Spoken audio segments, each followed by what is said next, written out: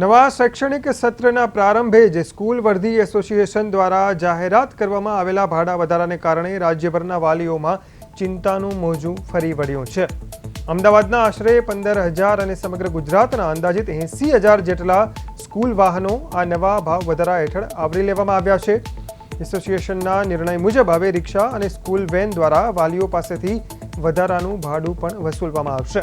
નવા દરો મુજબ સ્કૂલ રિક્ષાના લઘુત્તમ ભાડામાં ₹100નો વધારો કરી ₹850 કરવામાં આવ્યું છે, જ્યારે સ્કૂલ વેન માટે ₹200નો વધારો કરી નવું ભાડું ₹1,400 નિર્ધારિત કરવામાં આવ્યું છે।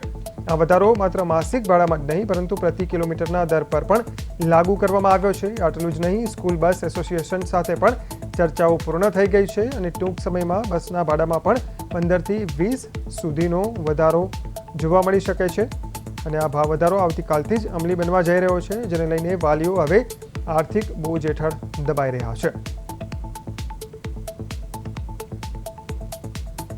એની અંદર અમે છેલ્લે નિર્ણય લીધો છે કે વાનની અંદર ₹200 વધારવા, ઓટો રિક્ષામાં, સ્કૂલ રિક્ષામાં ₹100 વધારવા, આ રીતનો એક નિર્ણય લેવામાં આવ્યો છે। હવે આજની આ મોંઘવારીમાં સીએનજી ગેસના ભાવ, છેલ્લા ભાવ વધારો અમારો 2024માં થયેલો હતો ત્યારે ₹76 હતો અને અત્યારે હાલમાં ₹88.9 છે। તો ₹12નો જે ડિફરન્સ આવ્યો છે એ તેમજ ઈરાનના યુદ્ધ વખતનું જે આ બધું ચાલી રહ્યું છે તો એમાં મોંઘવારી વધતી જાય છે અને અમારા વ્હીકલ પેટ્રોલમાંય ચાલુ થાય અને સીએનજીમાંય ચાલુ થાય।